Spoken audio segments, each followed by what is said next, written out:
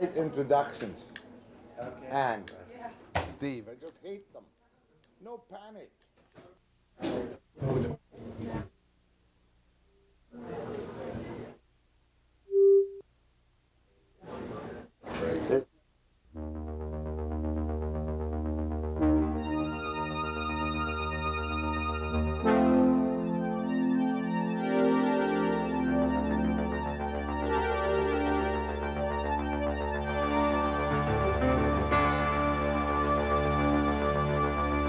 Good morning. One of the greatest mysteries of the Second World War can be answered if it can be ascertained if this man, Raoul Wallenberg, is alive or dead. If he's alive, he's now 73 and secreted away in some Russian mental hospital or prison camp. Raoul Wallenberg was a young Swedish diplomat who went to Hungary in 1945, and by his incredible audacity, brilliance, deceits, and schemes, saved 100,000 Jews from the gas chamber. In my studio this morning is the former Swedish ambassador to Canada, a man who can be described as a chief investigator of the fate of Raoul Wallenberg, last seen to be alive in 45, but spotted a number of times since. And the name of my guest is Per Anger. And we're going to talk in some detail to Per Anger about the whereabouts and the whyabouts of Raoul Wallenberg after the break.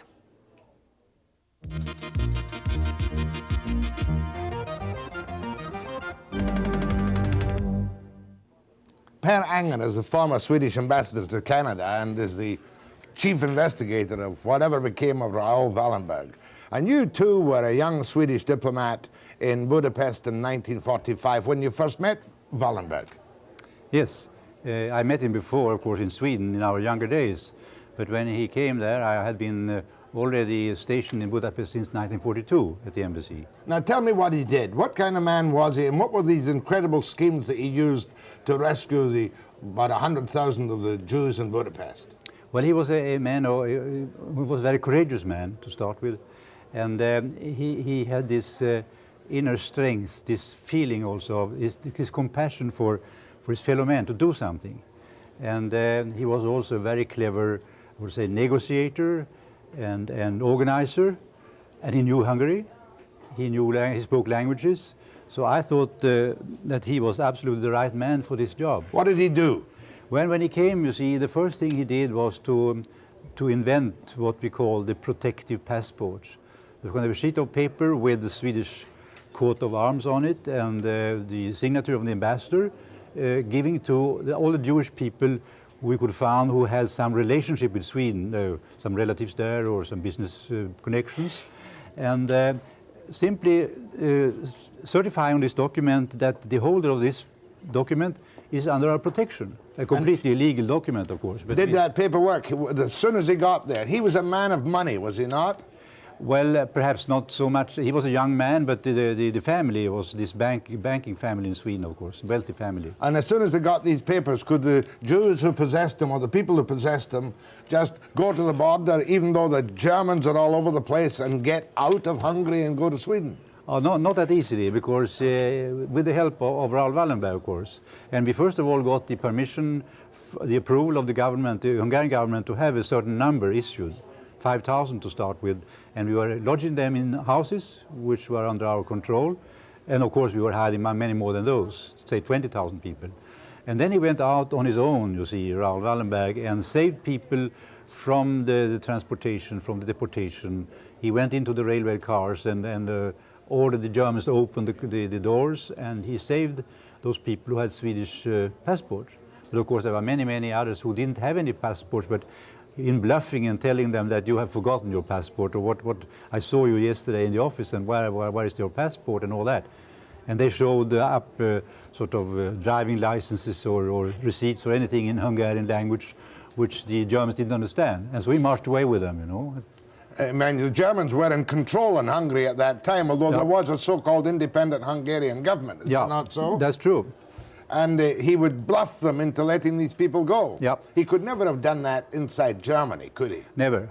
No, he couldn't. But in a way, the Germans pro forma wanted to let this Hungarian government sort of be autonomous and be sort of ruling the country, in spite of the fact that they were behind the scene the whole time. The appearance of autonomy was tolerated by the Germans at that particular time. Now, the safe houses, how could you have enough housing for 5,000 or, as you say, 20,000 people? Oh, we bought, with the help of American money, because his whole operation was financed by the Americans. We bought and rented, say, 30, 35 big houses, apartments for the Jewish people.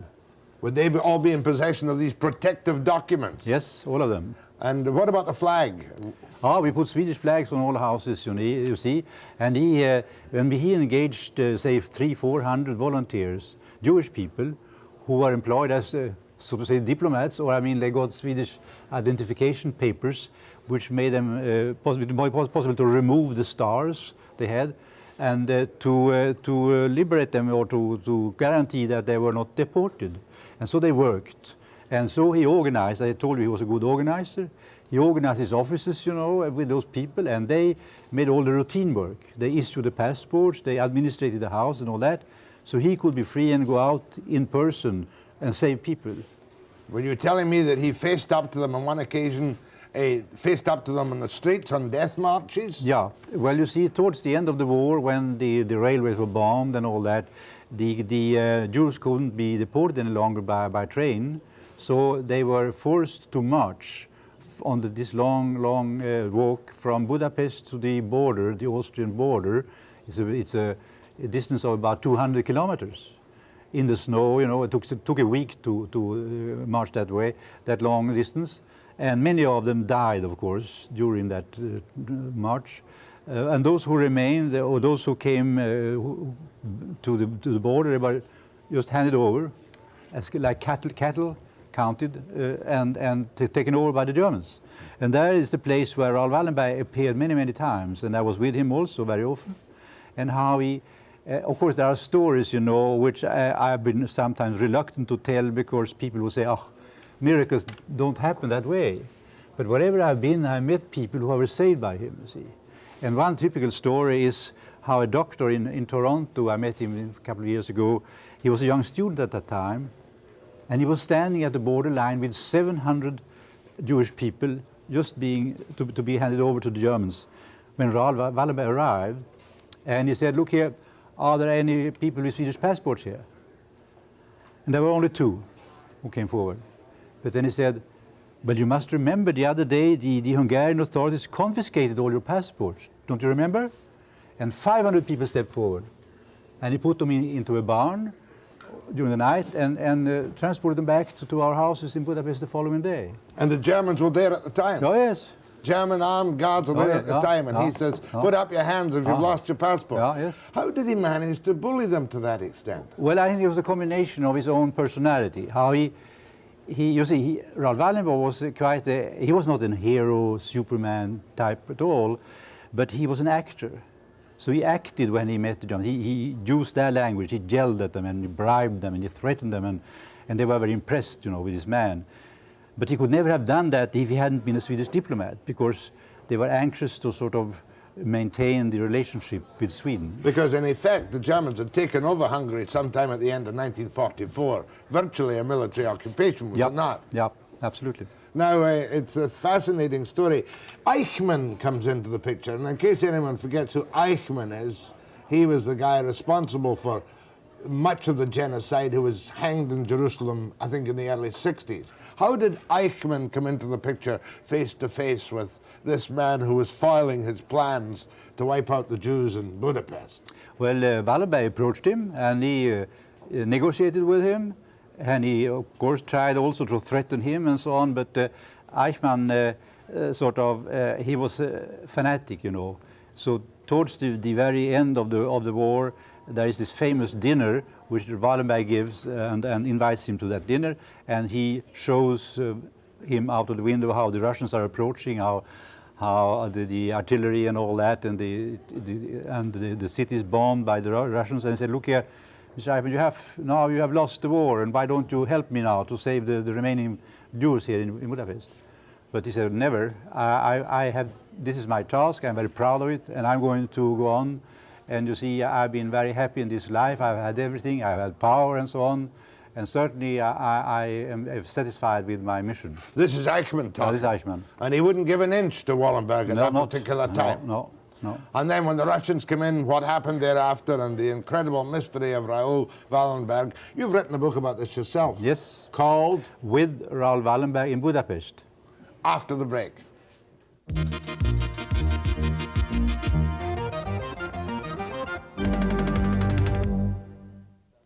I'll tell you right now that Ambassador Anger is speaking to the public at the Beth Israel Synagogue on Oak Street Saturday 8 p.m. and then on Sunday there's going to be a dedication ceremony in honor of Wallenberg at the Queen Elizabeth Park near the waterfall. That's at 2 p.m. on Sunday. Now, let's start this one. Is Raoul Wallenberg alive or dead today?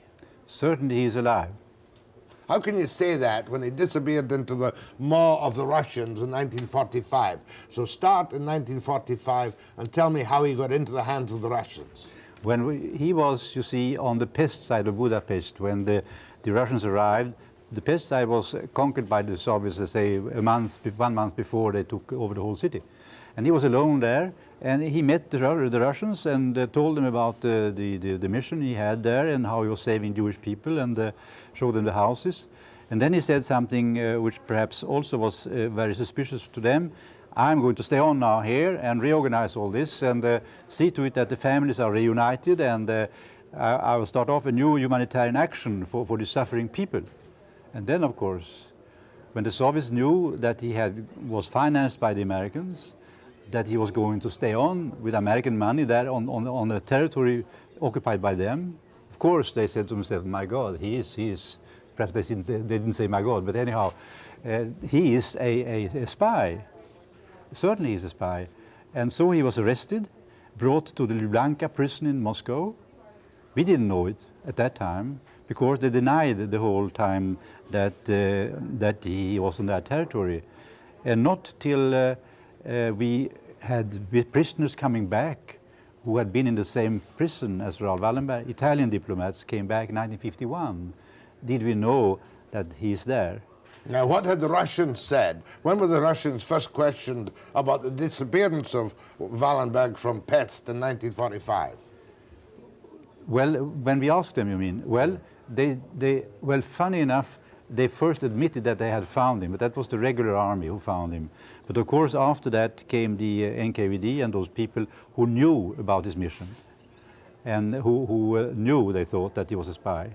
So they arrested him and took him to the prison. Now, he was supposed to be dead when and where? And then, when we were able to prove, first they spread the rumor that the Germans had killed him, of course.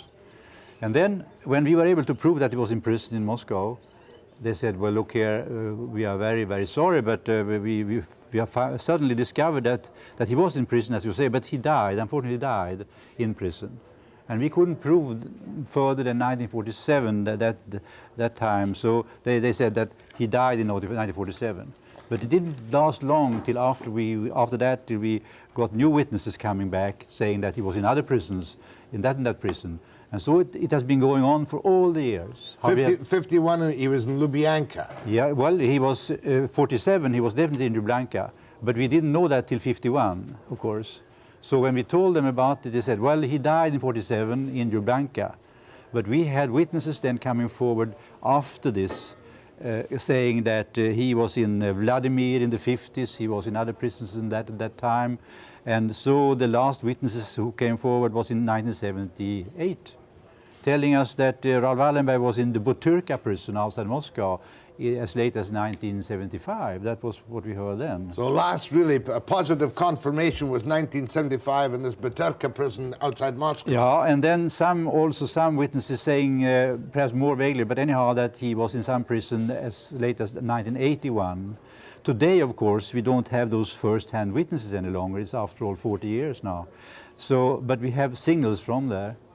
That he is still alive. What kind of signals? Well, people coming back from there, and how could they talk about Raoul Wallenberg if he would be dead? I mean, still people are talking about him as if he's sitting there. Why would the Russians do this? I mean, it would have been expected after they'd taken him in 45 and put him in Lubyanka prison, either to put him to death or for him to die, right?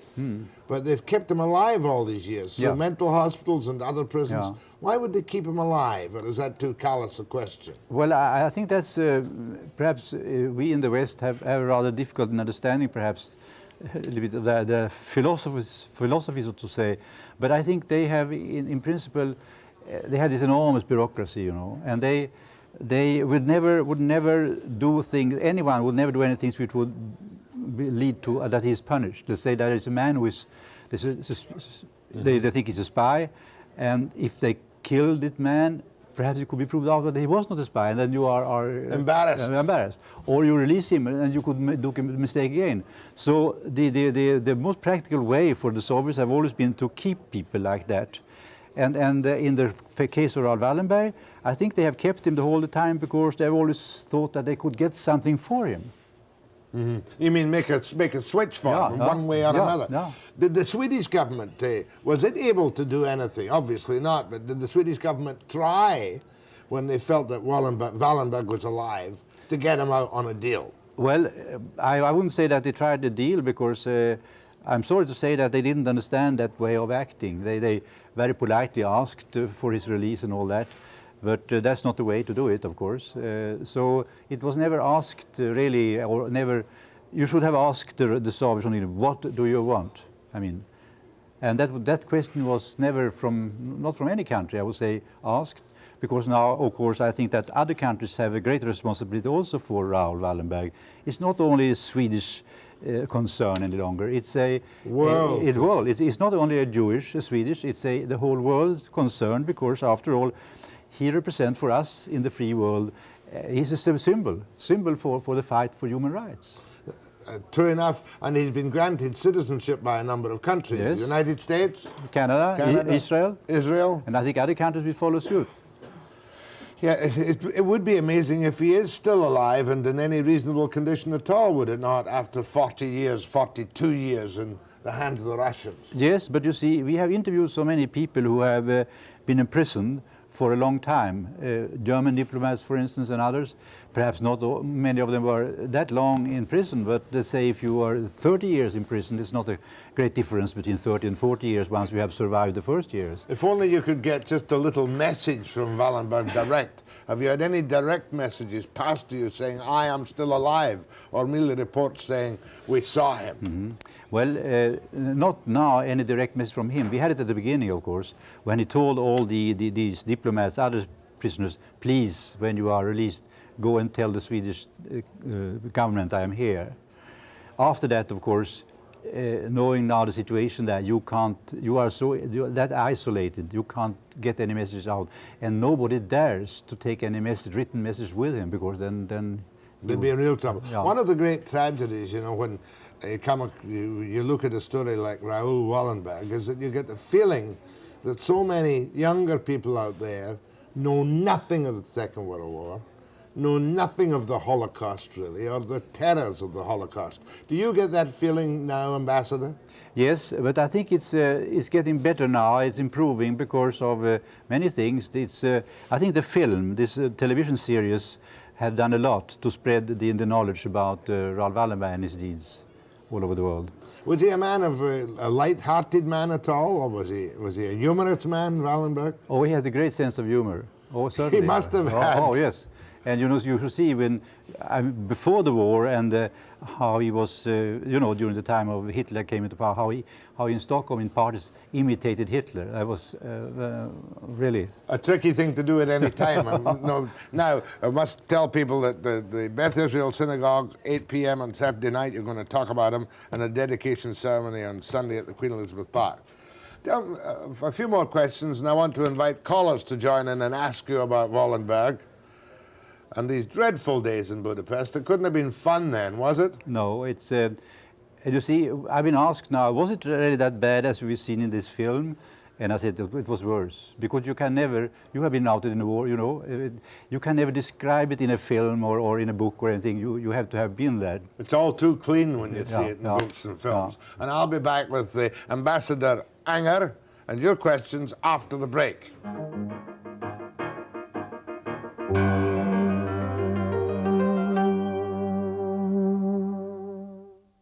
One question from me, in Budapest in those days, who was the premier, do you remember? In the summer it was still the Steuer. He was an ambassador in Berlin, and he was a pro-German man.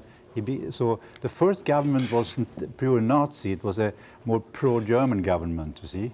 So he was the first premier. Who were the Arrow Cross? Oh, they were terrible, and that was Salashi was their premier, you know.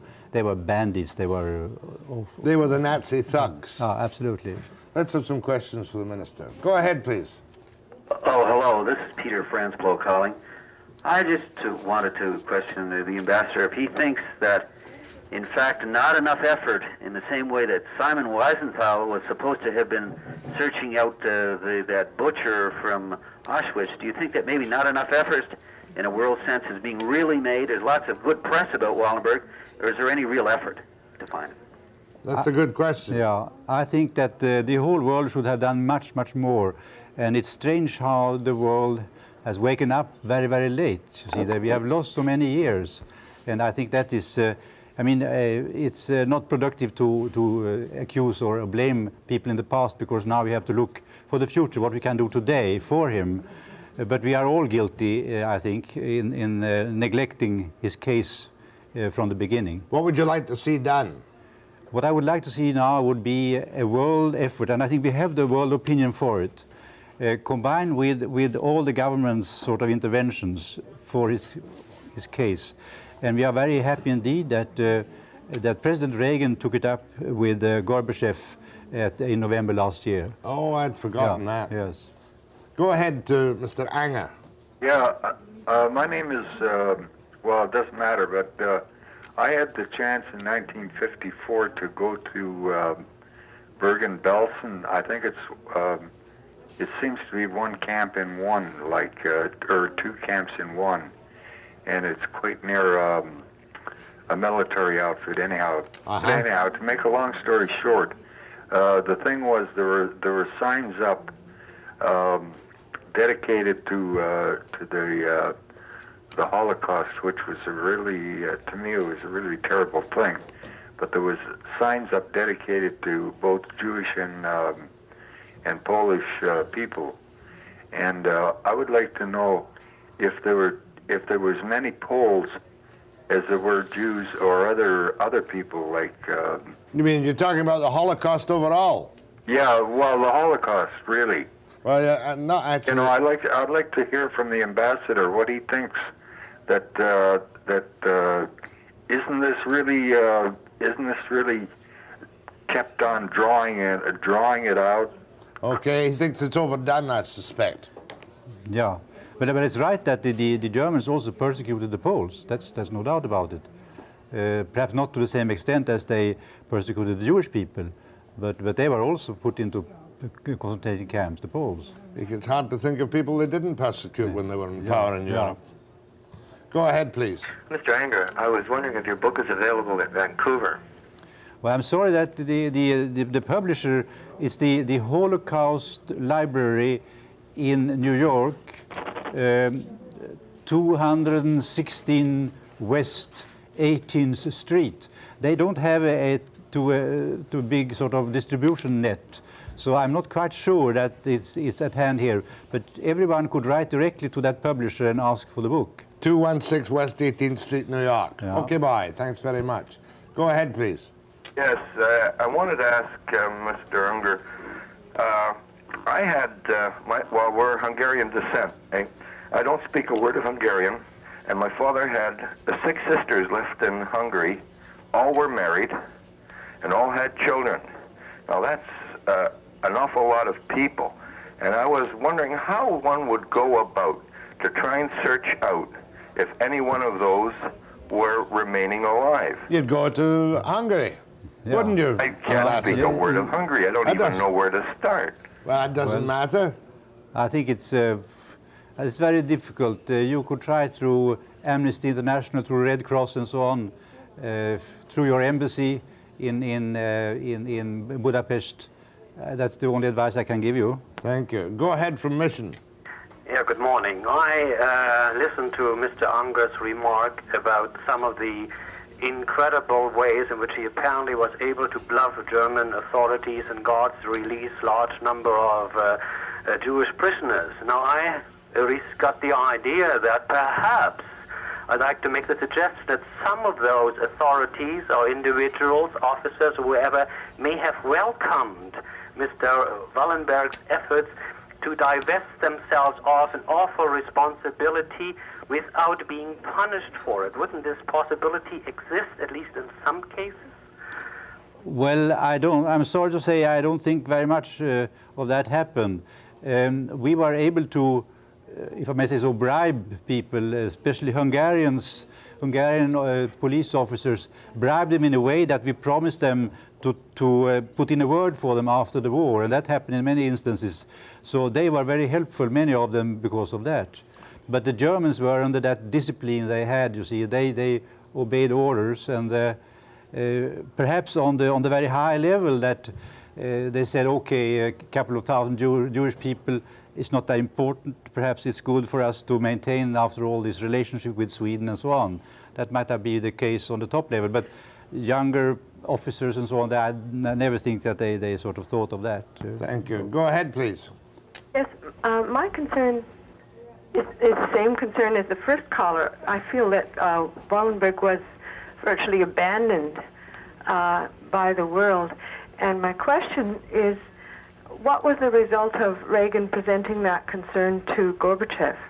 Well, that we don't know. We only have a sort of a report that he mentioned it to Gorbachev. I think this was a kind of an opening of the whole case in a way that we are very grateful indeed that it was mentioned, because I think that gives a kind of a authorization in a way to work further and then to work for his release perhaps on other levels. It wouldn't be a high priority. It might be a high priority for Gorbachev if he decided to make a gesture towards the West during the arms talks. Yeah. That would raise a possibility, would it not? Yeah. Thank you very much. Go ahead, please. Good morning. Good morning. I worked with the Russians on repatriation after the war, and I was in Belsen. I saw one crematorium that would take one person, and I asked the British major who was commanding the formation at the time about how many would be Jewish, because there were these big signs, so many Jews buried here, there, and elsewhere. He commented probably 15 to 20%. The other thing is, I calculate the Russians did away with as many Jews as did the Germans. Would you care to comment? Well, I don't think we're holding an inquest on the Holocaust, are we, this morning, Mr. Anger? No, I don't think so. I would just leave it at that if I were you. The fact remains is that Wallenberg could still be alive in a Russian institution today. Yeah, that's true. And if he is, there is now no logical reasons for the Russians to hold him forever. Nope. Because after all, he was fighting the Germans, Wallenberg was. He wasn't fighting the Russians. Yep. Well, my thanks to you, and the best of luck in your public speech tomorrow night at the Beth Israel Synagogue and your dedication to Queen Elizabeth Park on the Sunday. Thank you very much. I hope you find him alive so that we can pull a clip out and say, there's the man who said Wallenberg was alive. Wonderful. Thank you, Ambassador. And I'll be back with the Free for All after the break.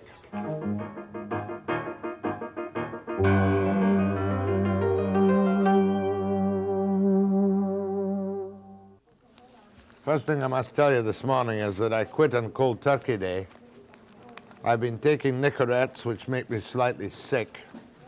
I have cut down my cigarettes somewhat, but I have not stopped smoking, and I'm not going to pretend that I will stop smoking. But I have cut down quite considerably, and if I can eat enough Nicorettes...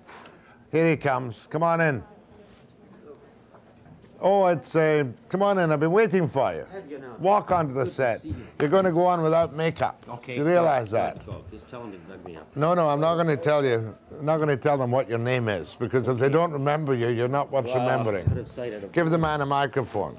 My friend Keith Spicer is here this morning. Keith Spicer used to be a journalist, a reporter, a columnist, a television star, official languages commissioner for the nation of Canada, is now the editor of the Ottawa Journal. Oh, no. And it's the man to question, how did you get that job, the editor of the Ottawa Journal? I nearly fell over backwards when it was announced. Jack, the Journal died 5 years ago. It's the Ottawa Citizen. Citizen. The Citizen, come on. Let's give us a right. How did I get patronage, bribery, all those things, you know? No, quite No seriously talent though, you involved. arrive at a very opportune time this morning, because our friend Mr. Mulroney has turned on you and the likes of you in the press and the press gallery on saying that you're sabotaging his efforts in effect, and I want to know whether you're pleading guilty or not guilty. Well, no, not guilty, because you know how politicians get after the honeymoon. They don't complain when you praise them to the skies, when you say they're a breath of fresh air, and you say it's time for a change, wonderful. Mulroney got about 6 months of that.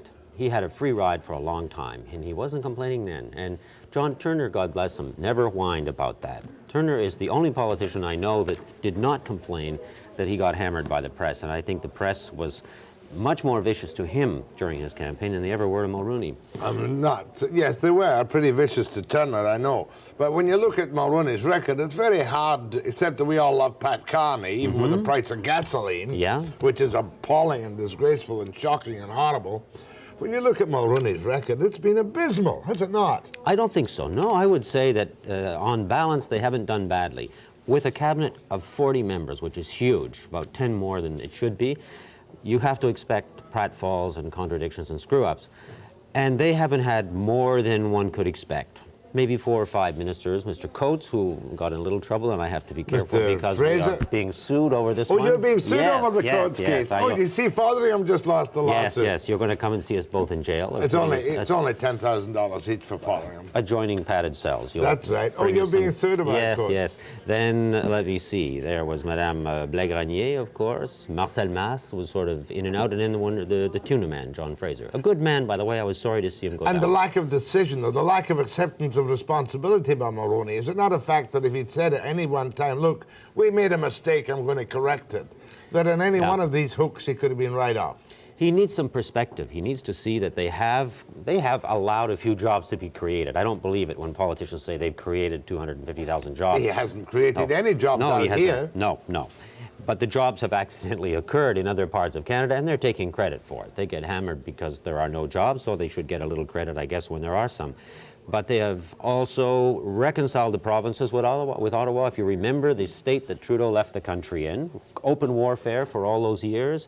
We've now got a slightly better international image, I think, than when Trudeau was there. I think that he got us suspected of terminal dilettantism. We were always switching from north-south to east-west and dallying with the third world for a while, then continentalism, and then it was nationalism. You never knew what you were dancing on with Trudeau. Mulroney, at least, we know that he wants to frisk up at the side of what's his name, Reagan, and make us a satellite of the U.S. Now that's clear. That's very nice. We know what we're doing. We know what our future is, but you don't like that particular scenario, do you? I'm not wild about it. We did need healthier relations with the Americans, but I'm beginning to feel a bit nauseated with the subservience that he's showing. Okay, Spicer sickened by Mulroney. Yes, that would be a good. Here we go. Good inaccurate little summary, wouldn't it? That would calculate you to make you friends at 24 Sussex absolutely, Drive. yes. I don't get invited there very much. Have you not been invited to Sussex Drive? Well, maybe once or twice, but I don't. That was at the beginning. I had my little honeymoon as an editor too, and everybody said nice, and that was you I started. Now I see he's going to ask the press for breakfast. God, I hope not. I hope I won't get invited. No, you won't get invited. Now you're actually flogging a book. Ah, I thought you'd never ask. What's the name Oh, of the I book don't know. now? I think I threw it in the garbage. Good. That's okay. Let's talk about something Steve, else. where did I put the book? Let's take a break and organize myself this morning with Keith Spicer after the break.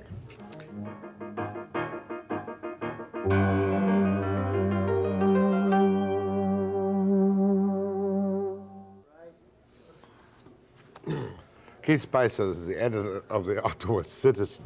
Thank you. And an author of some note, and he just mentioned a book to which this is a sequel. Yeah. And I can't even remember your first book. It's Slinging It, Winging It is the name. That's it. You wrote a book called Winging It. Winging It. What did that book teach people? It taught people how to organize their ideas to make sense to a lot of people. You mean to get up and ad-lib on a platform? That's right, to improvise. To improvise? That's And right. you regard yourself as a good improviser? No, I wouldn't say that at all, but I'm a lazy, shy procrastinator, and I needed a system So I invented this little system. I actually stole it from a dead Frenchman called Descartes. Remember that guy? You're a... Je me rappelle something. Yes, you do. Je pense donc... You know the rest of it? No. Je suis. Je pense donc je suis. Yes. By the way, now on the topic, your many listeners should know how fluently bilingual you are. The story needs to be told about how you and I did an interview about 6 or 7 years ago, all in French for 10 minutes. As I recall, it was fueled by the fermented grape in good quantities, and we did this for Radio Quebec. I used to have a talk show there, and to all those people out there, I want you to know that Jack is even more fluent and hilarious in French than he is in English. As a matter of fact, that's an incident about which I am rightly proud, because I got 3 fan letters from Quebec and Montreal on my performance in French. Excellent. You deserved it. But I would not attempt to do it at this time in the morning, not fueled by the grape, because I don't fuel myself with the grape anymore. It took tremendous courage. I remember you breaking in, whispering to me, "Damn it, Keith, I can't continue." And I said, "Yes, you can. Bring him another one." Come on, we went on. Now tell me about this think on your feet, though. Trying to think, speak convincingly, or remain upright all at once can be like juggling eggs. What is this about, think on your feet? I didn't write the blurb, but I guess it is.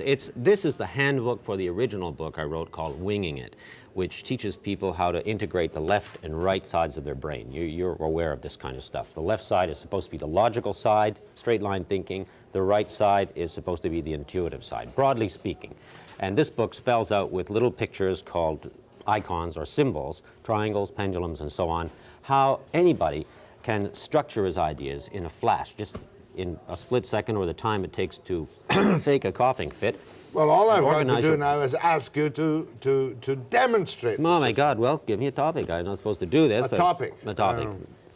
Sexual permissiveness. Sexual permissiveness. Okay, a chronological plan would be in the Middle Ages, in the 19th century, and today.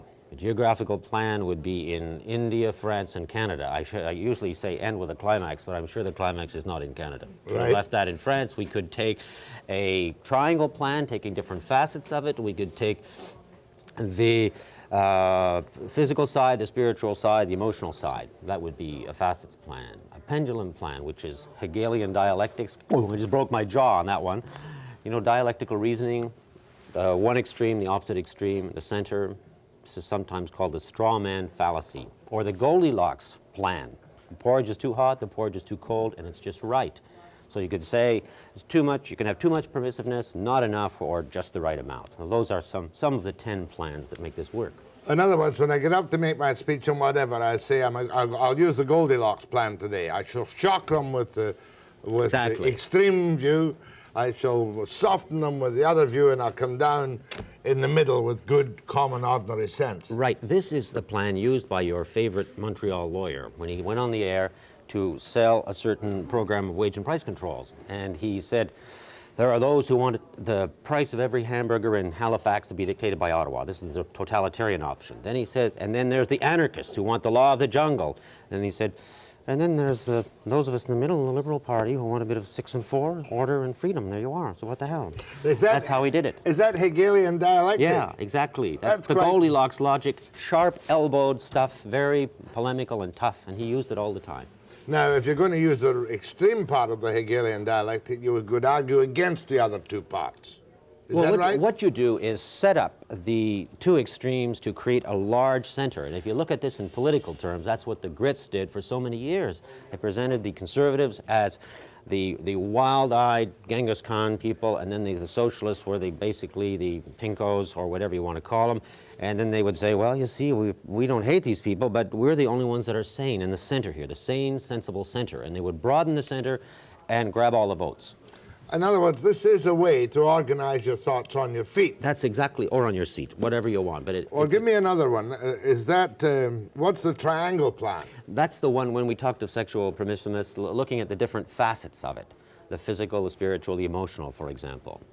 Says here you don't sell ideas, you market them. Right, and you know the difference. No, I don't. Well, selling, I think, a sales approach to communication means that you concentrate on what's going on in your head. You're obsessed with product knowledge, and you don't really care what the audience thinks or what they can absorb. The marketing approach, marketing your message, means that before you open your mouth, you climb inside the audience's head and you do a little brain scan, and you camp in their head, and you you find a focus and a structure, a plan that will organize the topic in a way that will make sense to these people. Let's take the topic of lighting. If you were talking about lighting to electricians, you might talk about volts and amperes and impedances.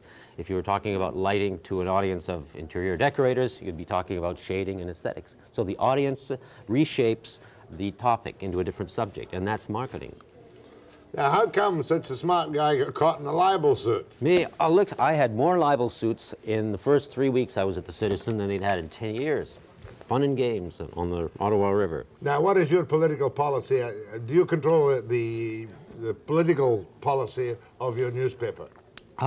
It's collegial. We have a publisher that people in Vancouver will remember affectionately, Paddy Sherman. Oh, Sherman's your boss. Yeah, of course he is. We Paddy when he's not climbing mountains. Exactly. Well, we worry about him when he goes on holidays. We wonder if he's going to come back alive. Fortunately, has so far. Has he overcome the gaffe he made when he wrote the column in the East about the fact that there were no mountains to climb, just a few little hillocks in the Laurentians? That was before my time, but he survived. I have to say he's alive and well, and he's very happy. So Paddy, being the editor, is a good a newspaper supportive to Mulroney's government? No, we are not supporters of anybody except, I guess, ourselves. The Truth, how would you like that? Or some version of The Truth.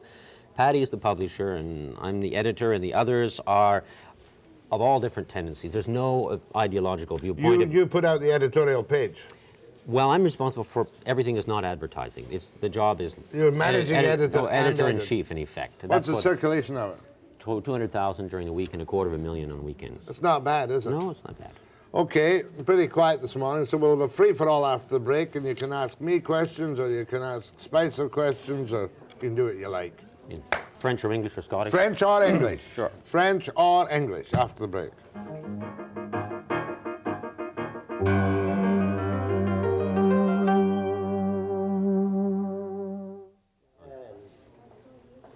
Have you got a Vancouver mafia in the Ottawa Citizen? The mafia doesn't exist. We all know that, but people in Vancouver might be amused to know that quite a few people from Vancouver have now not only survived the weather in Ottawa, but they are participating in this wonderful newspaper. Sherman, yourself. That's right. And then two of our leading columnists, George Grandy, who used to write the foreign affairs columns at the province, Ilya Geral, who also wrote on Soviet affairs in the province, and then Scott Honeyman, who worked Vancouver at the Sun. Yeah.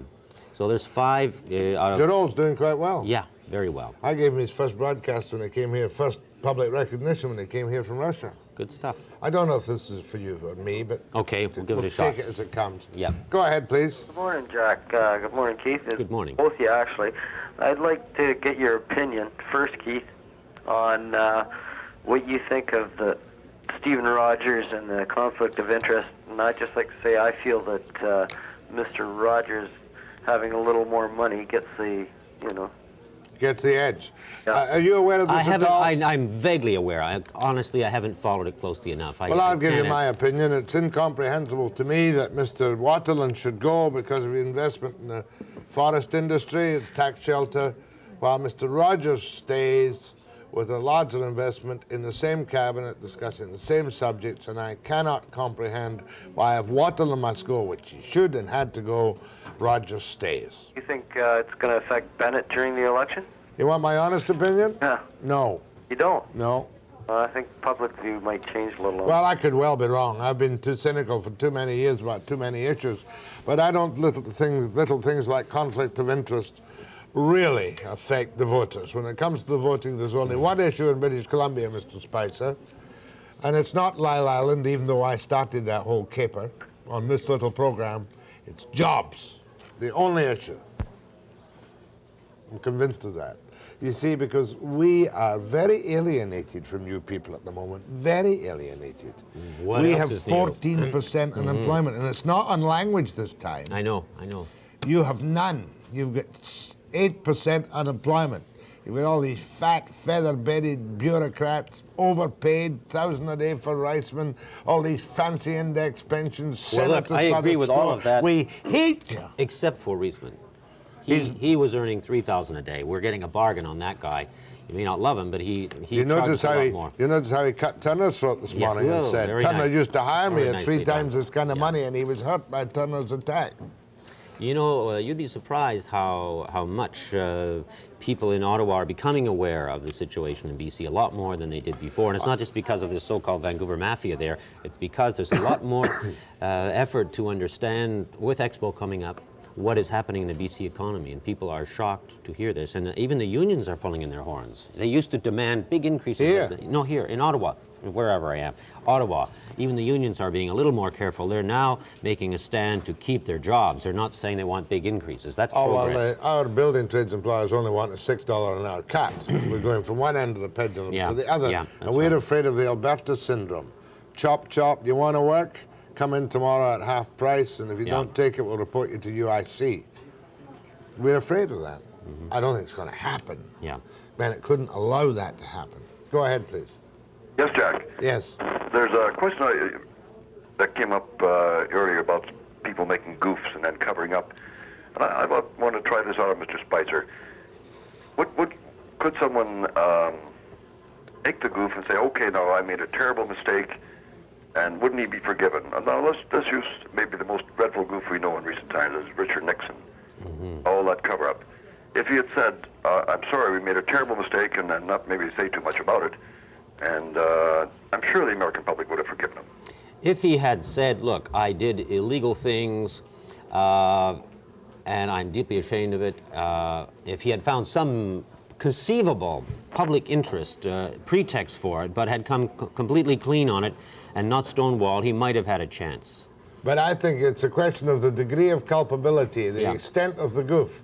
For instance, in the Tunagate caper, where there was obviously trouble with pressure from your good friend Richard Hatfield. My good friend? What are you insinuating, Jack? You're an Easterner. You're all good friends. That's a long way east. Oh, no. That's not my mafia. If Mulroney at that time had said, after talking to Fraser, look, we really fouled this one up. Literally. Yeah, let's just admit it and done it quickly and come to an agreement, that would have been forgiven. It was very hard once Mr. Fraser had said that he'd tasted the stuff and it wasn't too bad, because that kind of a mistake even a 6-year-old could understand. You know, you don't sell rotten fish. And that's going to haunt them for many years, I'm afraid, just because it's so colorful. It's like the horses on the payroll at Petawawa. Was that 59 or 60, something like that? Go ahead, please. Yeah, I want to know about the right side of the brain and the left side of the brain. I think some of these politicians' brains are on their left side because they're negative. Thank you very much. Better have a brain than none, you know. This right side, left side nonsense doesn't really make any sense. It does. You've got one brain which operates together, and you can't separate your left side and your right side. Yes, you can. You don't have one brain, you have two. And you have a lot of links between them. One of these brains, this is what they found, people who had severe damage in an automobile accident. Which side is the negative one? It's not negative or positive, and it's essentially, and you'll get conflicting medical advice on it, but from the best layman's understanding I can make of it, the left side is supposed to be the logical, formatted side, the right side more intuitive. If you have a car accident and wipe out your right side, you may be good at math, but you won't be able to do music anymore, and vice versa. Go ahead, please. Yes, I'd like to pose a question to Mr. Spicer regarding bilingualism. I understand he had quite a lot to do with bilingualism. Never practice it before marriage. I am kind of concerned to know the amount that it's costing the Canadian government, the Canadian people in essence, whether it's 21 cents a word for translation English to French, French to English.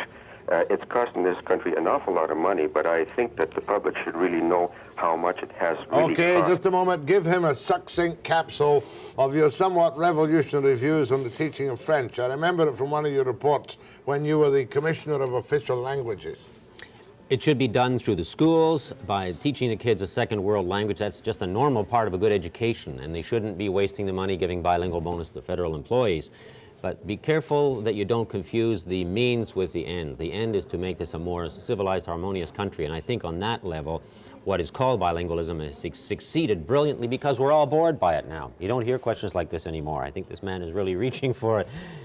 True enough, but the one thing that really used to upset me was elderly judges going for French language holidays in Quebec or farther afield. Absolutely disgraceful. Disgraceful.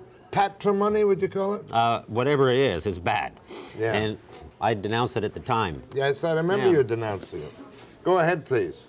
Yes, I have a question for Mr. Spicer. He just mentioned about BC is being paid more attention to now in the Ontario media.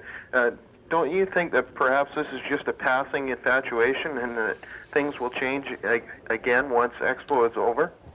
It could be, but I hope not. It's going to make a huge impact on the national consciousness, this Expo. I think we're going to have a lot of visitors here from the rest of Canada. It's going to have a long overflow effect as Expo 67 did. People still talk about that, and I think it's going to have a huge and happy impact. Good. It's got to have. Yeah, it must. Yeah. Hold on, please. More questions to Spicer and Webster after the break.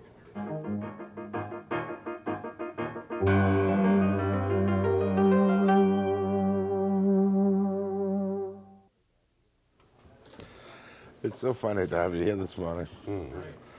Well, you and I were always quite good friends. I think so. We didn't have many big fights. We started off on bilingualism, as a matter of fact, on one of those shows. We did it in the morning and then another show at night when you were on. I was in radio. Yeah, that's morning right. and night. That's right. Go ahead from Kelowna. Hello, Jack. Yes. You know, on this Stephen Rogers thing, I think that you people are all very small-minded. If you stop to think for a minute that Stephen Rogers could have put that $100,000 into anything and any country, into Honolulu for more sugar cane or anything else. He put it into BC to put BC people back to work.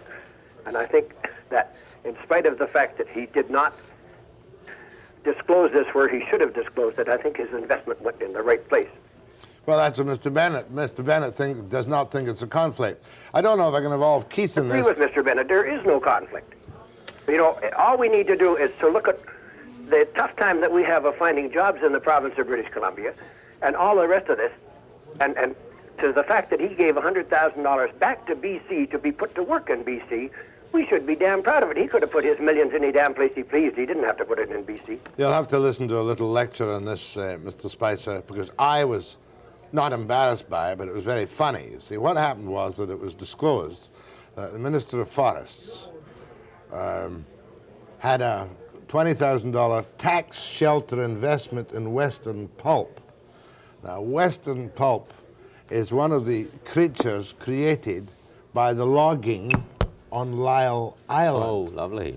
And I had started the whole story on Lyle Island by going up there and saying, keep this logging camp open. We can't close it because of these effete Eastern twits with the Canadian Wilderness Federation, whose aim and ambition is to stop all logging in the Moores Bays as the death knell of the forest industry in British Columbia. So, and then later I find that I too have a $10,000 tax shelter unit in it. And my position, not ashamed of it, I've no apologies to make, it didn't invest my judgment one whit. Premier Bennett properly accepted the resignation of Waterland, because you can't have a Minister of Forests who even appears to benefit from the results of his action as the Forest Minister. And Mr. Bennett has decided that his cabinet colleague Rogers is not involved because he is not the Minister of Forests.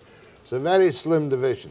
I'd say it's a conflict. But it's now an election issue. Do you want cabinet ministers who can put anything they want in blind trusts to be cabinet ministers? Or do you want, like the NDP wants, and here I'm also cynical, pristine, virginal, untouched, clear, pure as the driven snow, people who've never been in business? Equal poverty for everybody. Right. Spread it around. Forgive the little. You can take that message back, Keith. Go ahead, please. Morning, Jack. Yes. I'm just curious, did you drive a car to work or did you take the alert? Drove a car. You drove your car, eh? Then you'll appreciate our gas prices, eh? $2.50 Canadian a gallon, and the price of it's below $20 now. It will shortly be below $20, and there is no escape for us, is there? Well, according to Sheikh Yomani, it's going below $15 US very shortly. I'm told the best possible reduction we can get on the West Coast here might be 6 cents. But the problem is that both the federal and provincial governments take their... You can be sure that however low the price goes, in real money, the governments will take a rake off on it. It won't go to... It's like the French wines. We all hear that the when the French franc was going down, we all said, let's rush out and buy something. No, the governments were taking a huge rake off French cars, and same with any nationality. The most fearsome thing is here that it might cost our tourist business $200 million next year because of the incredible price of gas.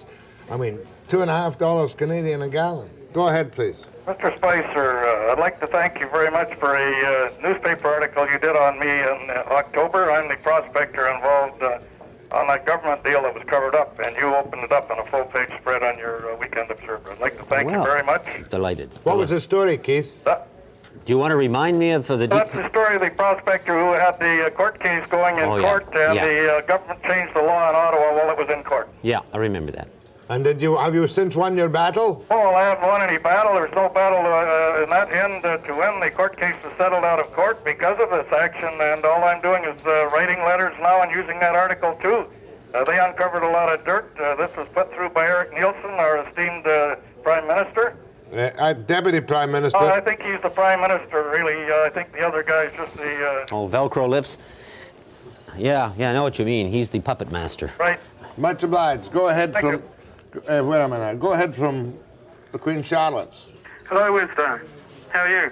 Not bad. Good. I was interested in the call you just had a couple of calls ago, and the fact that you said in US gallons and not litres. You must have had to convert the price to the gallon. That's the question I'd like to ask, is when's Canada actually going to change over to the metric system? They seem to be dithering about at the moment, and if your kids in school are learning metrics, they come out on the street, you've got all these imperial numbers everywhere, and your tape measures are in imperial. It's sort of confusing. I suppose it is for younger people. Mr. Spicer, you're an expert on bilingualism and metric measures. One of those pointy-headed Easterners. You know, as much as I was in favor of bilingualism, I was opposed to the metric system being forced on us. And there's a huge difference. There's nothing inconsistent with that. The official bilingual policy said you have a choice of one of two languages. Take your pick. It's confusing when you're trying to change from imperial to metric all the time. But it's also confusing if you do it overnight to a lot of old folks like myself who still think in Fahrenheit. I don't even want to hear a weather broadcast in centigrade. So what they should have done, and I would like to see them revive it, is to have a phase-out period, maybe 10 years, in which they give the weather broadcast in both languages. Go ahead, please. Hello? Yep. What does the outcome of the recent Quebec elections mean? Well, the result really was determined several years ago. The PQ, Parti Québécois, the separatists, really lost their whole thesis, their whole credibility in the referendum of 1980.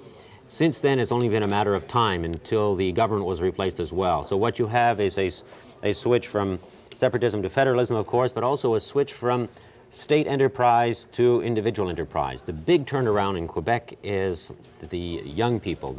5 or 10 years ago especially, they were all separatists and they were all wanting to join the civil service. Now they're all going into business. The business school in Canada, which has the largest enrollment, is the Montreal one. You know, and that's French language, not McGill.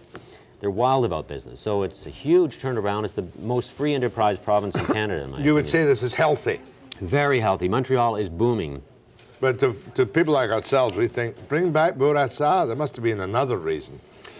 They could have brought back Santa Claus or Mickey Mouse, anybody. It didn't really matter. It wasn't that they wanted Bourassa's personality or his hairdresser. They wanted his economic skills. They may not like him. They all laugh at him in Quebec, but they say at least the guy's an economist, and he built that wonderful dam, James Bay, which brought in all the money, while the Parti Québécois 10 and 15 years ago was making fun of hydro dams and saying we should have nuclear energy. And guess who has a radioactive egg on his face? Go ahead, please. Yes, I'd like to ask Mr. Spicer what he thinks of the Joe McTeer, Maureen Clark fiasco. He's a disaster as a Prime Minister. He's a disaster as the Minister of Foreign Affairs. He's a caricaturist dream. He's an idiot. I don't think we need to kick good old Joe Clark now that he's down from the exalted heights of Prime Minister and only Minister of External Affairs. He's a very decent man, honest. He's brighter than a lot of people think, and his wife is a very nice lady too. I think a lot of changes in perceptions have occurred. Just because Fotheringham destroyed him with that story about his head being heavier than water and he couldn't swim, and losing his underwear on the trip to Bombay. Who knows how many times Fotheringham has lost his underwear on trips. Indeed, even if he wore any underwear, that's another question. We'll have to I have to ask him about that. I had Joe on the air the other day and I thought he was pretty bright. And no, he's not an idiot. You are. I'll be back after the break.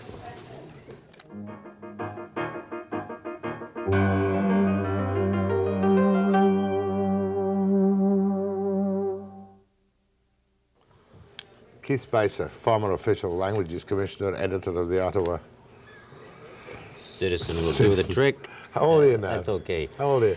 Oh, I'm 75, but I have the body of a 51-year-old. Yes. From Kelowna. Mr. Spicer.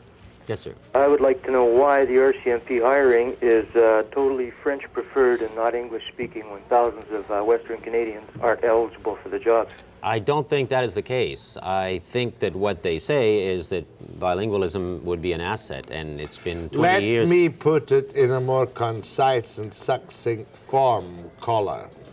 Let me state to you as a fact that despite the numerical situation whereby British Columbia hires more RCMP officers than any other area of unit in Canada, and that while we're talking about police officers, we're not talking about people working in the federal RCMP, that it is totally and absolutely impossible for a non-degreed, unilingual, English-speaking person to get into the RCMP.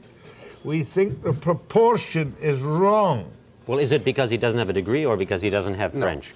It's because he has, see, to get into the RCMP, you must have a degree and you must have a bilingual capacity, Well, they're right? two completely separate things. No, they're not. You've got to be a woman, an Indian, and a few other things as well.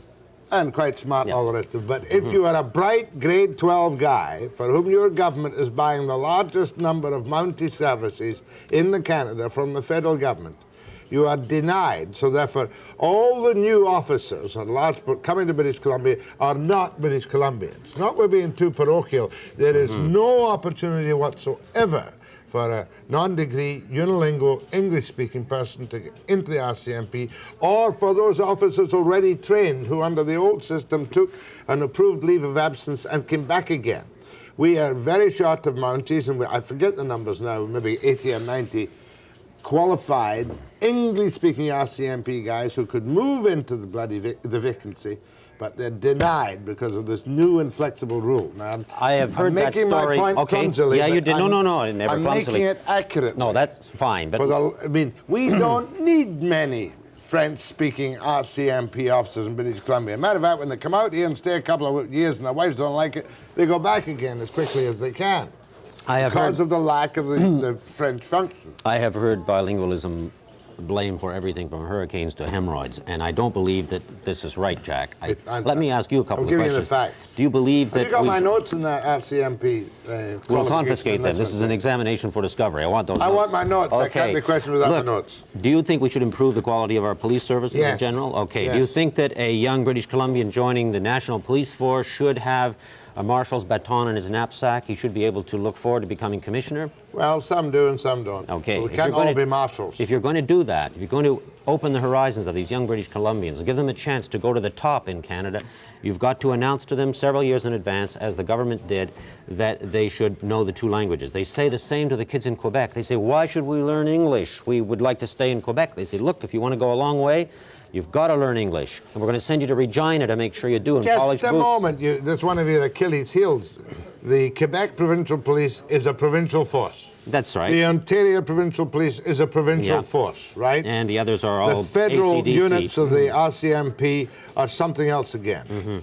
We are the biggest customers for RCMP services. You're also getting the biggest bargain from the federal taxpayers, including Forget the Ontario biggest and bargain. Quebec. The point is, we got all kinds of people from Quebec and Ontario coming out here who have more opportunity to be bilingual, and it's a basic injustice that there is not at least a quarter, a small quarter. Keep us happy. Throw us a little something. I would have, a look, small as quarter. you know, I don't want to fight battles. I was in 10 years ago, but just for the hell of it, I will. I think if you want to give these kids, the young British Columbians, a chance to go to the top and travel across Canada, open their horizons, you've got to impose the same conditions as you do on young Quebecers to give them a chance to go to the top. They've got their own provincial police And force. British Columbia is also getting a bargain on its police services. If it found it could create a British Columbia police force more cheaply, it certainly would. So this is a subsidized federal service that we're getting here. Every detachment in the lower lower mainland is understaffed 10 to 20 Mounties. Surrey was promised 8 members 10 months ago, still don't have them. The Commissioner is adamant in new hiring policies. If you're not bilingual, francophone, female, native Indian or a university graduate, do not apply. Security service is now separate. The RCMP doesn't have for Ontario or Quebec. BC is Canada's largest RCMP division, 3,500 members, 1/3 of the total force. Yet only 3 recruits are taken from BC in a year. Is that fair? Fairness or... Answer the question. Is that maybe fair? Maybe it is, maybe it isn't. Is it efficient? That's what we want to know. No, it isn't efficient. Okay, because you're understaffed here. Maybe it's possible to name a few RCMP unilingual English constables, as long as you know they're going to be stuck in BC. It's not a bad place to be stuck, I would say. But still, they're not going to be able to make very much career advancement. I wonder if I can read my notes here. 4,880, 48. Are you making this up, Jack? Or is this no, these are my own notes. I mean, is this the RCMP commissioner saying that you have to be francophone? I'd be amazed. Yes. No, he said if you're not francophone, etc., forget it. It doesn't have to be francophone. No, not francophone. It's bilingual. You fool. Okay, you said francophone in the middle there. I did not ever use. I don't use the word francophone because I don't understand it. Let's run the tape. I think you said francophone, just a little slip. Because if they're asking for bilinguals, then English Canadians have exactly the same opportunity as French Canadians do. It's no harder to learn French than it is to learn English. 240. No, I don't understand this. I'll have to read it again. Anyway, I've got my documents now. It's unfair and it's inefficient. And we get all kinds of people up here in the Charlottes and elsewhere who can't cope with this situation on the standard of their English speaking. Okay, if they need local constables that are unilingual, I would say by all means. But these kids, these young constables ought to be given French courses to give them a chance to open their horizons. But you must realize if you're not going to have a university degree, or you're lowering standards. And that's not being an elitist. Police investigation techniques are much more sophisticated. 40% of all positions created by attrition must be filled by francophones. Now I'll use the word francophones. You're saying francophones. I'm saying it now because that's to bring the balance on the basis of a national force which we now don't have. We do have a national force. No. Ontario doesn't have them. Okay, well... Quebec doesn't have them. They use them for national police purposes. National police purposes make them bilingual. For British Columbia, let's have the nominated positions for bilinguality and let unilinguals apply. You know, the problem lies in this, what you could call subsidized boondoggle that BC is getting, of a cheap police force from the federal government. You're using Hegelian logic by switching out to an extreme inaccurate position which you know to be extreme and inaccurate. I agree totally there.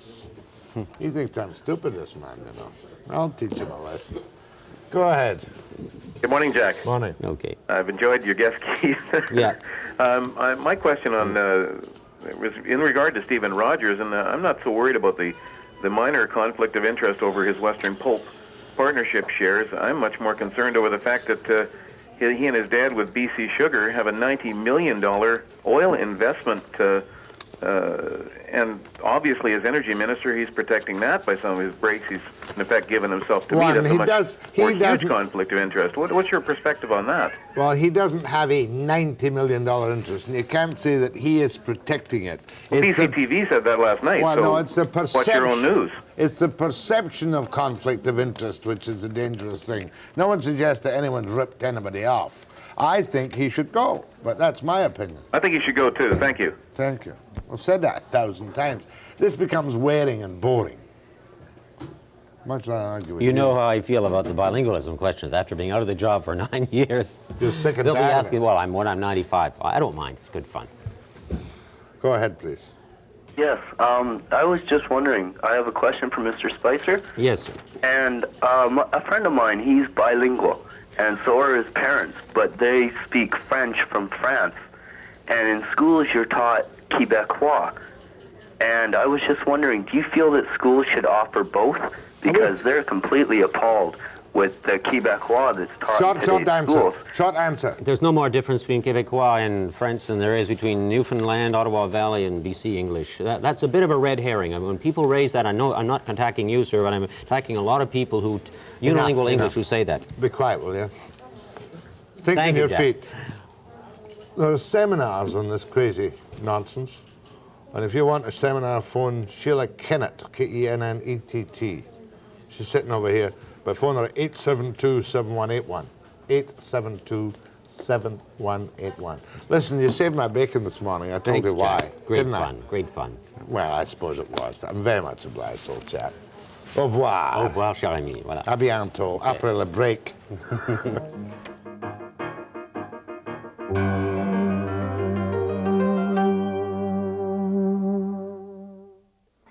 Don't forget, if you want to attend the Right to Life Forum on January 31st, you can phone now to 420-3336. Long distance collect 420-6444. On Monday, for sure, we're going to have Robert Kaplan, the justice critic for the Liberals. I don't know if the NDP still have one, or if Robinson's been removed after his contempt thing. And Wade Davis, a Harvard scientist's astonishing journey into the secret society of voodoo, zombies, and magic. Maybe he'll make us all vanish on Monday at 9 a.m. precisely.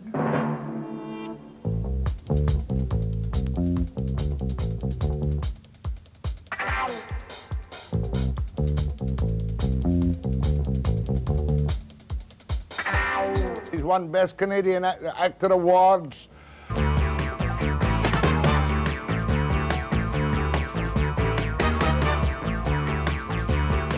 Pearson said, "We always watch the show just to see what's going to happen on the Hill the next day."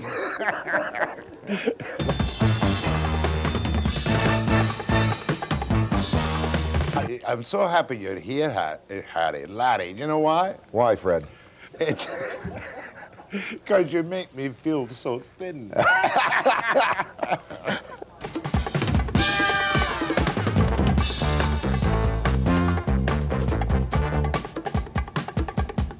Hence, ipso facto, quaderat demonstrandum, ex post facto, trivia.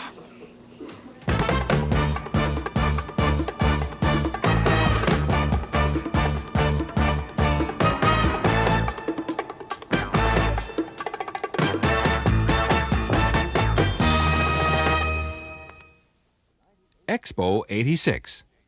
98 days to go. 1, 2, 3.